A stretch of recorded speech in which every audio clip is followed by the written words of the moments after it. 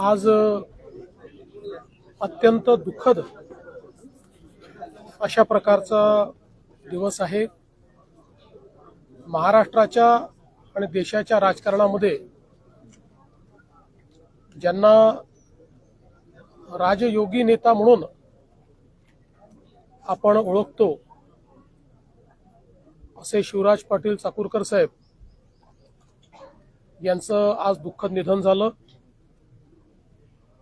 जवळजवळ 6 दशकं त्यांनी महाराष्ट्राच्या आणि देशाच्या राजकारणामध्ये सेवा केली। लातूरचे नगराध्यक्ष, आमदार, विधानसभेचे उपसभापती, विधानसभेचे अध्यक्ष, त्यानंतर मग लोकसभेमध्ये देखील गेल्यानंतर त्या ठिकाणी मंत्री, लोकसभेचे उपाध्यक्ष, लोकसभेचे अध्यक्ष, देशाचे गृहमंत्री, असा एक अतिशय बृहद प्रवास आणि त्यानंतर राज्यपाल, असा एक अतिशय बृहद प्रवास हा त्यांच्या जीवनाचा राहिला। आणि या सगळ्या त्यांच्या राजकीय कारकिर्दीमध्ये एक अजातशत्रू अशा प्रकारचं नेतृत्व, पक्षाच्या भिंतीच्या पलीकडे, जाती धर्म भाषेच्या भिंतीच्या पलीकडे नेहमीच त्यांचं नेतृत्व राहिलं। आणि संपूर्ण एवढ्या मोठ्या राजकीय आयुष्यामध्ये कधीही एक डाग देखील त्यांच्यावर लागला नाही, कधी कुठला भ्रष्टाचाराचा आरोप देखील त्यांच्यावर झाला नाही। अतिशय स्वच्छ चारित्र्य हे त्यांनी त्या ठिकाणी ठेवलं। उत्तम वक्ता म्हणून त्यांची ओळख होती। मराठी, हिंदी, इंग्रजी सर्व भाषांवर त्यांचं प्रचंड प्रभुत्व होतं। आणि लोकसभेचे अध्यक्ष म्हणून तर ज्या प्रकारे त्यांनी कामकाज हाताळलं, त्यामुळे एक त्या अध्यक्षपदाचा बेंचमार्क हा तयार करण्याचं काम त्यांनी केलं। या सगळ्या वाटचालीमध्ये सर्व पक्षीय जे ज्येष्ठ नेते आहेत त्यांच्याशी त्यांचे अतिशय जिव्हाळ्याचे संबंध राहिले। ते आपल्या विचारांशी नेहमी प्रतिबद्ध राहिले, पण प्रत्येक विचाराचा सन्मान त्यांनी नेहमी केला। आणि म्हणूनच एक असं नेतृत्व होतं की ज्यांनी राजकारणामध्ये एखादा योगी ज्या प्रकारचं जीवन जगतो तसं जीवन जगण्याचा प्रयत्न केला। आज त्यांच्या जाण्यामुळे निश्चितच महाराष्ट्राची आणि देशाची एक मोठी हानी झाली आहे।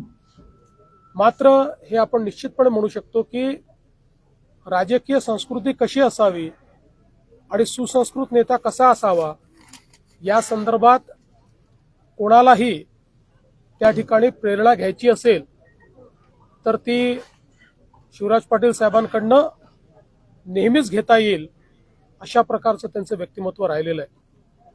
वैयक्तिक माझा देखील त्यांच्याशी संबंध आला आणि मला आजही आठवतं की माझ्या मागच्याही कार्यकाळामध्ये ज्यावेळी मी काही चांगले निर्णय केले त्यावेळी समोरून स्वतः फोन करून हा निर्णय चांगला आहे, या निर्णयाचा फायदा होईल याबद्दल अभिनंदन करणारी अशा प्रकारची त्यांची एक मला असं वाटतं वृत्ती होती की ज्यातनं चांगल्याला चांगलं म्हणण्याचा एक नेहमी त्यांचा भाव असायचा। अनेक वेळा त्यांच्याशी भेटी व्हायच्या। अतिशय कुठल्याही गोष्टीचं सविस्तर ज्ञान असल्यामुळे त्यांच्याशी बोलणं हा देखील एक मला असं वाटतं एक पर्वणी ती असायची। आणि आपल्याला सगळ्यांना कल्पना आहे की तसं अतिशय रुबाबदार अशा प्रकारचं त्यांचं रूप होतं। एक नेता म्हणून त्यांच्याकडे पाहिल्यानंतर विश्वास वाटायचा अशा प्रकारचं त्यांचं नेतृत्व होतं। त्यामुळे निश्चितच सर्वांना त्यांची आठवण राहील। लातूर शहराला, लातूर जिल्ह्याला तर त्यांचं इतकं सानिध्य लाभलं। 7 वेळा लोकसभेला आणि 2 वेळा विधानसभेला ते इथनं निवडून गेले। त्यामुळे निश्चितच एक मोठी पोकळी आहे। मी महाराष्ट्र सरकारच्या वतीने आणि महाराष्ट्राच्या जनतेच्या वतीनेही त्यांना विनम्र श्रद्धांजली या ठिकाणी अर्पण करतो।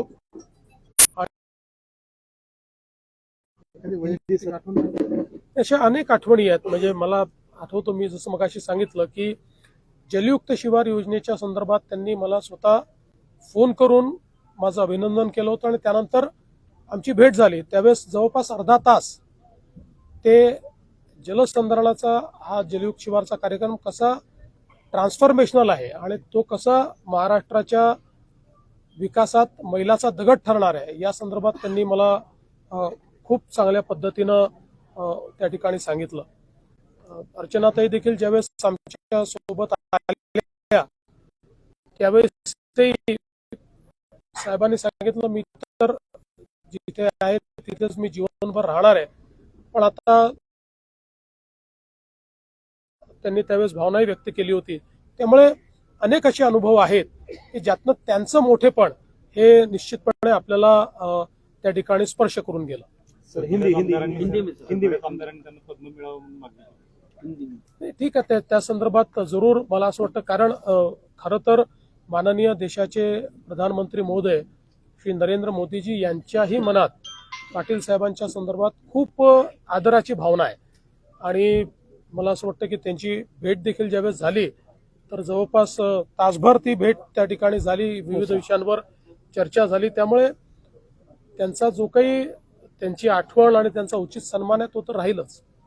आज हम सभी के लिए ये बहुत ही दुख की बेला है कि हमारे देश के पूर्व गृह मंत्री और लोकसभा के पूर्व अध्यक्ष शिवराज पाटिल चाकूरकर जी, इनका निधन हुआ है।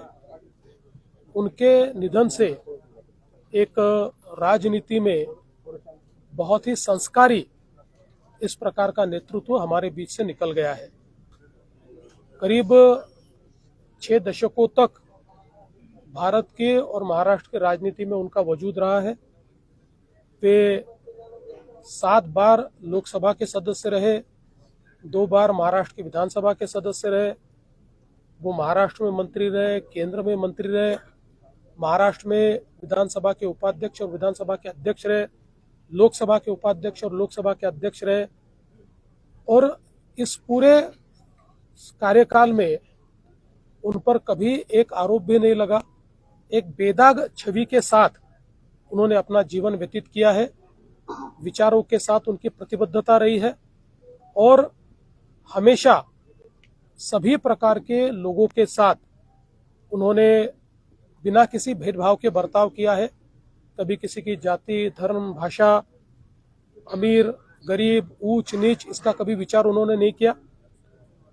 इसीलिए भारत की राजनीति में जो पार्टी पॉलिटिक्स से ऊपर उठकर नेता देखे गए उनमें से एक ऐसे शिवराज पाटिल जी थे।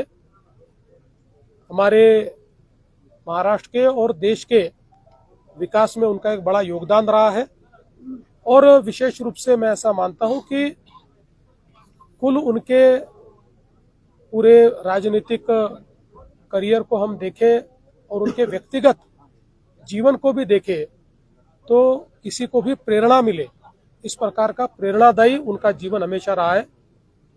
मैं आज उन्हें बहुत ही विनम्र श्रद्धांजलि अर्पण करना चाहता हूं और साथ ही में उनके परिवार को और सारे जो उनके परिवार के दोस्त हैं, जितने बृहद परिवार के सभी सदस्य हैं, ऐसे सभी लोगों को ये दुख सहन करने की शक्ति ईश्वर दे, ऐसी ईश्वर से प्रार्थना करता हूं।